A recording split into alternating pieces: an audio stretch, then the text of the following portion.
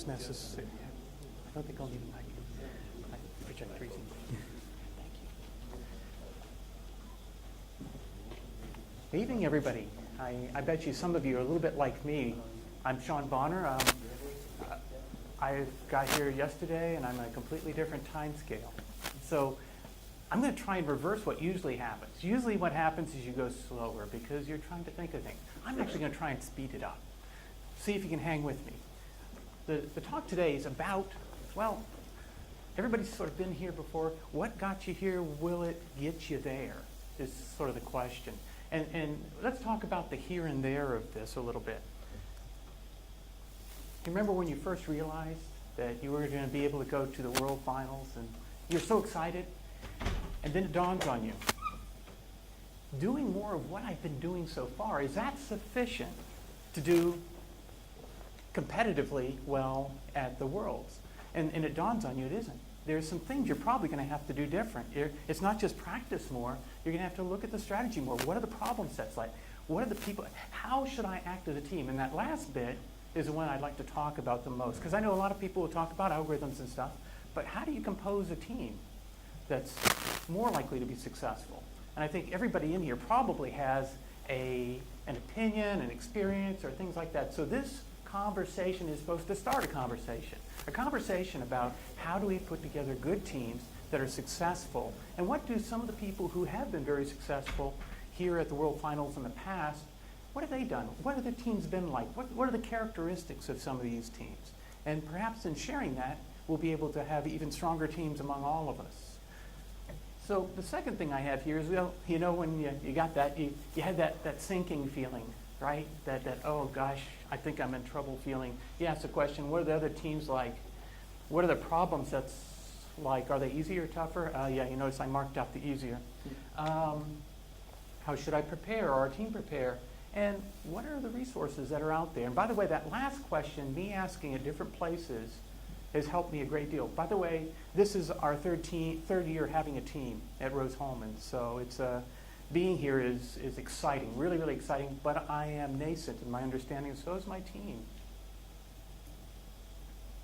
So it's a little bit like jumping out of an airplane for the first time. Let me, before I jump out of that airplane, say, you know, when you jump out of an airplane the first time, you don't know what's coming, right? And then the second time you jump, that's when you're really scared, okay? And that's what we've got going on a little bit here for me, you know. This is my second time in some ways because we're now making that next jump to the next level. We're a small school. Let me talk to you a little bit about Rose and how our team has evolved, what stages it's gone through. We're a small school, about 2,000 students. We have, well, 150 computer science students and about 100 software engineering students. Now, most of our students tend to, well, they get double majors. They got a whole lot of credit hours to get through. We put them through the paces. They work really, really hard. When you complete a computer science or a software engineering degree, you're 1 or 2, depending on how you selected your classes, courses away from having a minor in math. So we're really preparing our students well, and that's why I think we have had some success as we started going through this. One thing about Rose, which we try to tout a little bit, is this is our 14th year being ranked #1 in the United States as an educational situated, in other words, not granting a PhD type of institute, okay? So we've done a lot with teaching and how to learn by doing, an awful lot of learn by doing. And one of our learn by doings are, of course, getting involved in things like these competitions. You've learned algorithms, you've learned mathematics, how do you apply them now? Now, our first team that we had, we went to CMU. They had an invitational, and I got one of the things in the email. And they said, well, why don't we try that? Let's see if we can get some kids together for a team. And we did. And we took 2 teams with us.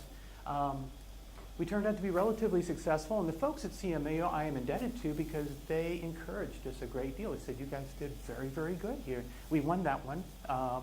And they said, you know, you really should be doing competition at another level. And why don't you try the ACMs? I said, okay, let me find out more about it, and that's what we did. At this time, by the way, we fielded 2 teams, sort of like a varsity and a JV team, a team that had mostly seniors and such, and then, of course, the other team, which was freshmen and 1 sophomore, okay? Both teams did reasonably well, but we learned some things. First, we were at the forming stage. We didn't have a lot of experience or practice. And, well, when we selected our teams, it was basically people who really wanted to work together. That was it. Nobody really knew what skills they needed or anything. It was really ad hoc. The teams were really the personal relationships and what skills they identified that would be good. And then, of course, what dominated the success in this case? Heroism. Students who worked really, really hard, thought really, really hard, but they weren't strategic at all. They made some really, really classic mistakes that first time. So we had to look at things like the kinds of skills that were needed. So if I summarize this team, it was nascent. Raw math and programming skills, ad hoc teams, little or no practice and competition, and a brand new coach. That last one's actually something that holds them down. In the next year, we decided to go, after the CMU experience, Carnegie Mellon, they encouraged us to go to the Mid-Central Regionals, and we did compete there. And again, the community, the ACM program community was very, very helpful. They were really, really encouraging, trying to get us resources and such that we'd do well. And we did a respectable job our first time. Again, we fielded 2 teams, again, ad hoc. We're still learning from all of this, based on skills and experience this time, unless we're in the personal relationships. But the students started to recognize something, so did the coach, is that you need to have your skills all right, and that's all good and well. But you also wanted to have advantages of knowing strategies in competition, being able to solve problems in certain problem types that are going to show up all the time. The idea of they have these dynamic programming and how dynamic programming problems can be associated with other problems. We had no idea of looking at them both at the same time. So, well, there's a dynamic programming problem, there's a graph theory problem. Neither shall they touch, right? I mean, it's the kind of thought process at this stage for our team. We were emergent, if you will. The success was dominated by the strategy, still some heroism, few directed practices that we had, and of course going and looking at the ACM competition problems from previous years helped us a lot. Recognition of the skill, and not the cognition nor mastery of them. And that cognition is really important, the idea that you understand how they're going to affect you. Our next one was a stable team. We came back for the second time at the ACM programming contest. And note that I've used the word stables because at this time, again, we did a little bit better competitive-wise. We got a little bit more strategic. We fielded 3 teams this time. Normalized the teams and formed them based on roles, skills, and experience. We talked with the teams and tried to get them to work together, and indeed, it did work. They did perform better. All 3 teams did reasonably well, especially the first team. But we didn't make it to the Worlds by any means of the imagination. I think we were 7th that year in the region. We had a visiting professor who had been on a competitive ACM-ICPC team. They'd made it to the regionals and such and had done reasonably well, but not gone to the Worlds. He helped a bit. We had stronger performance based on the practice, some regular practice sessions. We started having a 1 credit hour course. That was one of the things we learned from the previous year. We put a Facebook social networking site up for the students to go back and work on problems together and of course talk about their experience on them. And then we started our first really rudimentary technical reference document like we turned in today. So where are we today? Well, competitive Rose team. And I use the word competitive is because I don't think we're anywhere near as what we're going to be. There's a lot of work to do, and the students don't have enough time to do it. We really do work them to death at school. So we really have to figure out how to do this strategically and have them do well. Now, we had an interesting experience, and that's what drove this talk. See, we feel that a senior team, which were teams who had already competed at the regionals twice. There were people on that team who had competed at the regionals twice, okay? They went there, and they got beat by our sophomore team.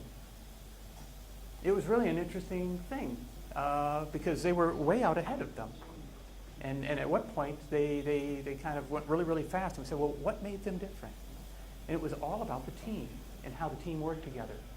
Matter of fact, the thing that hurt them was their knowledge of things like they hadn't taken theory of computation or analysis of algorithms types of courses before. So, you know, the big O, little L stuff, it just didn't really resonate with them yet. So they didn't really look at problems that way. They've done some practicing since. That's a good thing. But they did outperform our senior team, and the interesting part there is they are self-selecting, but the first team was more individual in their way of working with each other. It's a factor we hadn't taken into consideration. Stronger performance based on this. The first term, we had a one-term regular practice with this credit hour again this year. Facebook and the rudimentary reference team, but again, the sophomores worked better than our seniors did. So what makes a competitive team? Well, if we look at this, we're here at the ACM-ICPC World Finals for the first time. We're newbies, but all the teams here have been in that position sometime in the past. I know some of you have inherited teams that have keep coming back every year, but most of you have probably had a team that came here for their first time. And in some ways, I think every team comes here for the first time. Maybe they have some people in the members that are the same, but they may not be all the team, and the coach may even be different. So I think there's an opportunity to learn, and that comes down to asking questions. We have a lot to learn as a team. I know our team needs to learn a lot about how to be a successful World Finals team. We need to know some of the things that many of you already know and perhaps even think about every day. Some of our questions are the same questions that perhaps you do, and be something you'd be interested in hearing from other coaches about how they, I know we have our individual discussions, but wouldn't it be good to have a round table? And that's really what we talk about in the end. I'll ask you at the end if you're interested in doing a round table. So let's take stock. Our team, I'm just going to give an example of our team. We've got talented problem solvers, yes. We've got great programmers. By the way, this is probably not unlike your teams, or else you wouldn't be here. Coaches and mentors who care, yes. Experience with programming competitions, we're check short of that one. Not quite as good as the other ones. Experience with world-class problem sets, never enough. And I think that would be true of a lot of us. Although the students might say otherwise, I'd be cramming this stuff down me for a while. They're probably kind of sick of it. Is more of this enough to win? In other words, this idea of practicing on the same stuff, doing the same thing.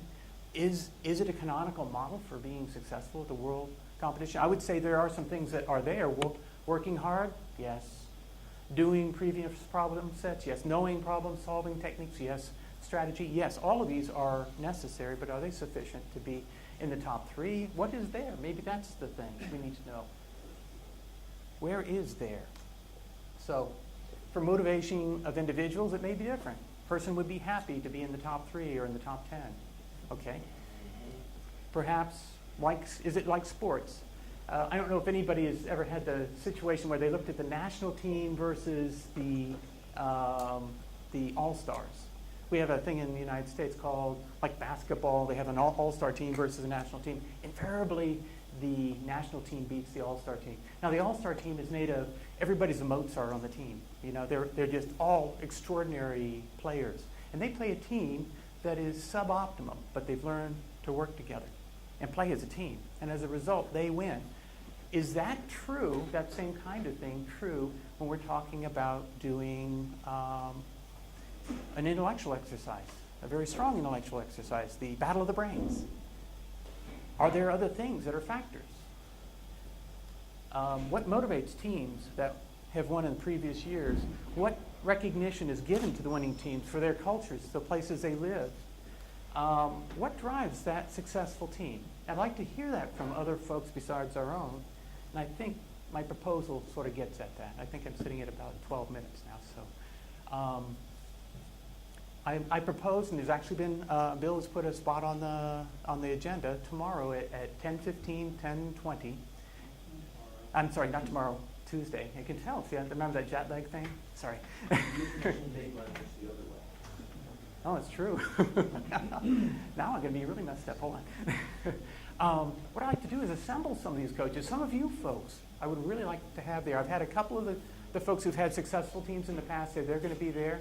And what I'd like to do is encourage people like you folks to come and bring your experience. And we're going to have a round table. And I'm going to have a set of questions set up for everybody.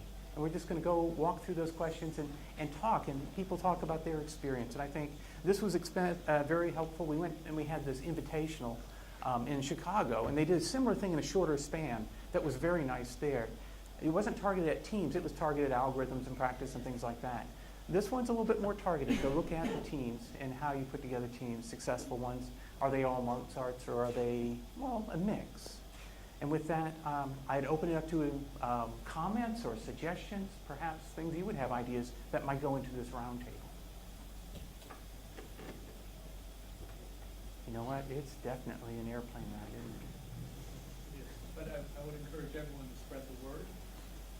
If you have a new coach in particular, we're going to twist the arm of some of our older coaches and say, hey, you've been here 4 or 5 years, or 8 of the last 10 years. Would you please come to the roundtable and share? So we'll try and cherry pick some of our most seasoned coaches. And if you have a young coach,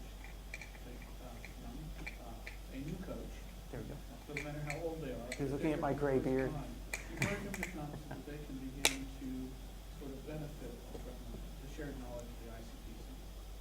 Yes. Thank you very much. Thank you very much.